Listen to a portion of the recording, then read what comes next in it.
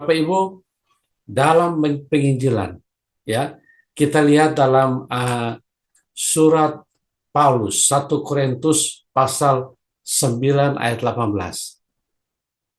Paulus bertanya, apa upahku? Yaitu upahku, aku dapat memberitakan Injil. Bapak Ibu bisa memberitakan Injil ini luar biasa banget. Sangat luar biasa Bapak Ibu. Ini anugerah kita dapat beritakan Injil. Anugerah yang luar biasa. Sungguh-sungguh luar biasa. Bapak Ibu, kita semua sangat tergoda ya dengan kehidupan ini. Banyak kita tergoda bagaimana untuk keuangan dan sebagainya. Saya bergerak dalam dunia usaha, saya banyak bertemu dengan orang-orang yang sangat-sangat kaya secara keuangan, dan juga saya banyak ketemu orang-orang yang kekurangan. Dan saya ambil kesimpulan dari pengalaman-pengalaman saya, Bapak Ibu, waktu saya melihat, ternyata saya belum pernah bertemu orang kaya berkelebihan. Tidak ada, Bapak Ibu. Ya, jadi kita jangan ditipu oleh kebahagiaan itu mereka yang kaya. Itu tidak ada. Ya. Dan saya belum pernah melihat anak-anak Tuhan yang miskin berkekurangan. Belum pernah. Karena saya pernah mengalami di mana kehabisan uang, kehabisan makanan, dan tentunya saya juga pernah mengalami kebanyakan uang dan kebanyakan makanan. Dan semua itu tidak ada orang kaya yang berkelebihan dan tidak ada orang miskin yang berkekurangan. Itu semua ditulis di dalam 1 Korintus pasal 8 ayat 15. Dikatakan yang mengumpulkan banyak tidak berkelebihan juga, yang mengumpulkan sedikit tidak juga berkekurangan. Jadi jangan mau ditipu oleh keadaan ini, ya. Tapi kita anak-anak Tuhan, waktu kita takut akan Tuhan, kita penuh hikmat. Jadi waktu kita menginjil, jangan pernah membedakan jiwa orang kaya lebih berkualitas, jiwa orang miskin kurang berkualitas. Itu tidak benar. Jiwa orang miskin, jiwa orang kaya sama, Bapak Ibu. Dan melalui ayat tadi, yaitu di 1 Korintus 8:15, jangan pernah mau minder dengan orang kaya, apalagi takut. Ya, harus menghormati semua orang.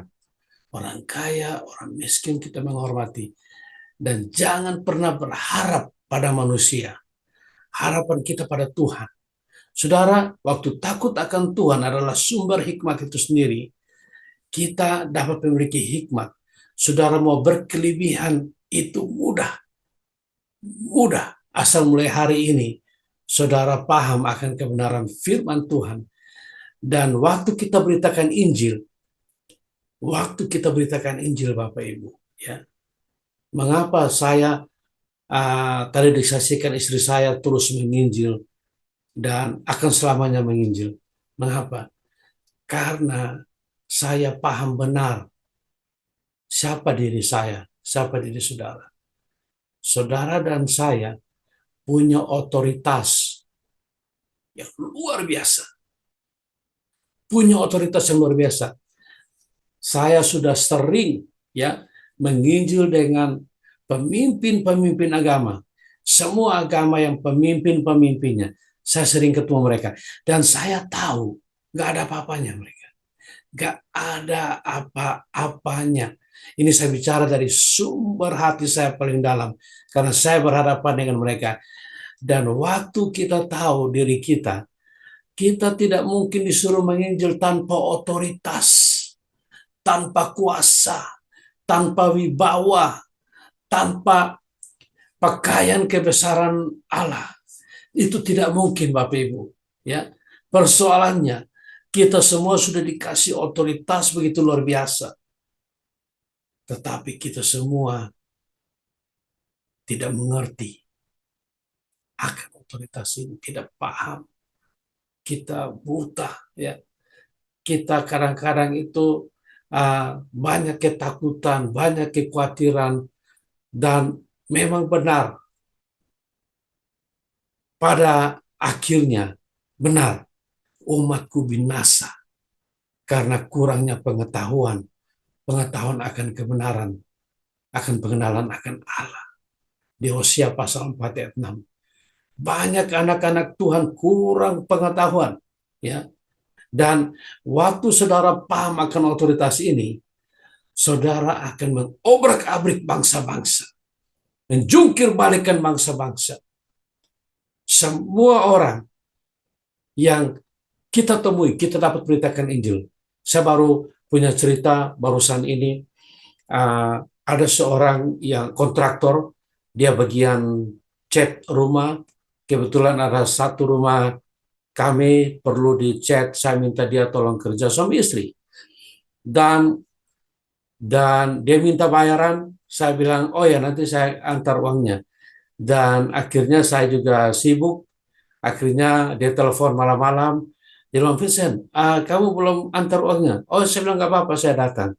Saya datang ke rumahnya, saya bawa uang buat dia, saya tanya dia, saya pernah injilin dulu, kamu kenapa tidak ke gereja? Dia bingung, ya kan? Dan dia buka, saya tanya dia, dia beritahu saya kalau dia sakit, ada benjolan di dadanya. Dan dia tukang cat rumah dia dan istrinya.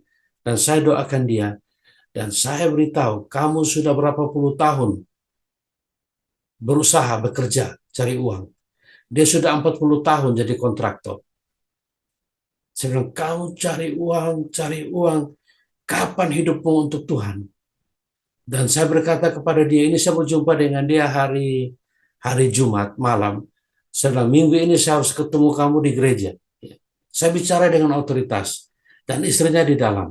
Saya bilang, mana istri kamu? Mereka orang Eropa, ya, Eropa Timur, ya, dari daerah Serbia. Dan saya bilang istrinya, kamu ke gereja minggu ini, ya. Saya sudah doain kamu untuk terima Yesus. Dan istrinya berkata, kalau suami saya gereja, saya hanya ikut. Dan puji Tuhan, waktu kami ke gereja hari Minggu kemarin, saya lihat di ujung sana ada suami istri. Dan saya beritahu ke istri saya, wah luar biasa, senang sekali melihat orang-orang kita ajak kepada Tuhan. Amin Bapak Ibu. Jadi kita harus hidup di dalam otoriti. Kalau hari-hari kita mengalami kesusahan, kesulitan, tantangan, penderitaan, penganiayaan, mungkin dibunuh sekalipun Bapak Ibu. Bapak Ibu, kalau Bapak Ibu tidak tahu cara hadapinya, Bapak Ibu tenang, ya, tenang. Saya sering alami semua ini. Dan saya selalu ingat firman Tuhan. Ingat firman Tuhan, ya. Sampai firman yang paling saya hafal. Sekalipun dalam lembah kekelaman, aku tidak takut bahaya. Gada dan tongkatmu menjaga aku, karena engkau menyertai aku. Saya ingat sekali Mazmur 23 ayat 4. Jadi Bapak Ibu harus ingat firman, ya. Ingat waktu Yesus mau ditangkap oleh kerajaan Romawi. Yesus berkata kepada tentara-tentara itu, aku yang kamu cari, biarkan mereka pergi. Dan Yesus mengutip firman Allah bahwa mereka semua diselamatkan. Ya. Ini Yesus menjamin keselamatan saudara. Jadi saudara tidak ada. Saya bicara sudah ratusan kali. Saya bilang serius, tidak ada manusia yang saya takuti. Tidak ada. Ya, mau bangsa, suku, agama, ras, tidak mungkin saya takuti. Tidak mungkin. Karena firman Tuhan berkata, ya, di dalam Matius 10:28, jangan pernah takut kepada mereka yang dapat membinasakan tubuhmu, tapi takutlah kepada mereka kepada Dia yang dapat membinasakan tubuhmu dan jiwamu dimasukkan ke api neraka. Itu firman Tuhan. Bapak Ibu harus hidup seturut dengan firman Tuhan. Dan Bapak Ibu, gunakan kesempatan ini. Kami sudah berlalu bersama dengan Pak Dani, Pak Sabto, dan Ibu Paula. Sudah angkatan 63. Tetapi dari setiap angkatan, ada presentasi tertentu yang on fire sampai hari ini, ya, termasuk Ibu Elsa angkatan ketiga, Pak Stephen Tam angkatan kedua, ya, HA2, dan tidak semua Bapak Ibu presentasinya tidak banyak Bapak Ibu, tapi saya berdoa angkatan 63 presentasi yang besar untuk setia. Bapak Ibu sudah tahu rahasia, keberanian yang tanpa batas, punya visi, punya kasih, dan penuh urapan. Bapak Ibu, ya, Tuhan Yesus tidak bisa membuat keputusan buat Bapak Ibu untuk setia on fire sampai garis akhir. Tuhan Yesus tidak dapat membuat keputusan buat Bapak Ibu. Vincent Juang tidak dapat membuat keputusan buat Bapak Ibu. Daniel Mokalo tidak dapat membuat keputusan buat Bapak Ibu. Pastor Sabto Nenggolan tidak bisa membuat keputusan buat Bapak Ibu. Bapak Ibu yang harus jaga hatimu baik-baik. Jaga keputusan setiap hari untuk on fire buat Yesus. Saya sudah 30 tahun dan Bapak Ibu, hari ini saya begitu semangat dan saya mau ceritakan kepada Bapak Ibu. Tuhan Yesus sungguh baik, amat baik, sangat baik, super baik, sungguh baik. Ya, sungguh baik Bapak Ibu. Semua pengorbanan saya, penderitaan saya tidak sebanding berkatnya, janjinya, pertolongannya, pertemanannya, kedekatannya. Wow, luar biasa. Yesus sungguh baik. Ya. Kalau Bapak Ibu masuk dalam terowongan, masuk dalam tunnel, masuk dalam api seperti Sadrak, Mesak, dan Abednego, dibuang ke gua Sina, jangan khawatir, jangan takut, jangan takut. Kalau Bapak Ibu diberi izin untuk menghadapi Goliat seperti Daud, jangan takut, jangan takut. Dan saya sering menghadapi tantangan begitu besar, dan saya kadang-kadang merasa begitu kecil. Tapi jangan hidup oleh perasaan, tapi hidup oleh firman.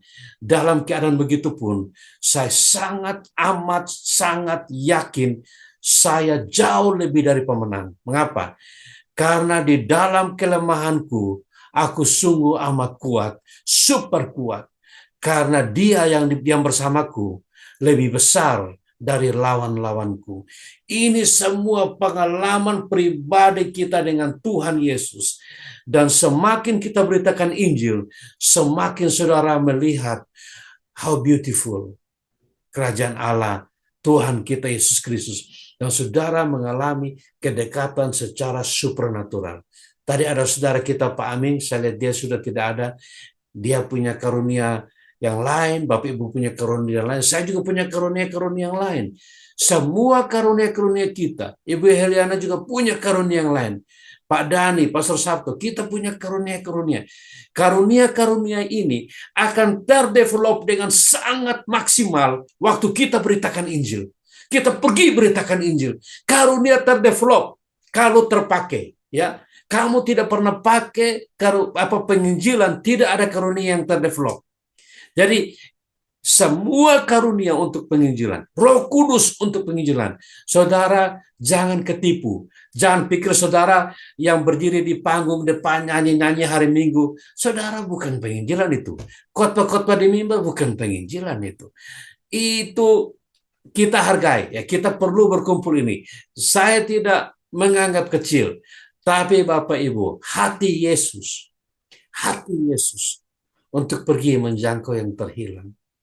Dan saudara malam hari ini bertumbuh bersama kita. Kita satu dalam hati Yesus. Kita akan hidup bagi Yesus. Hidup bagi Yesus.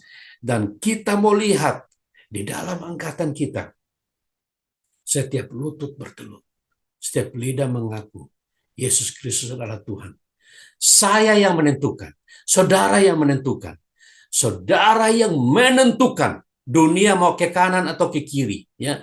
Saudara mau goyang, mau mere, goyang ke kanan, goyang ke kiri. Saudara yang harus goyang, ya. Kuasa sudah ada, otoritas, power, full.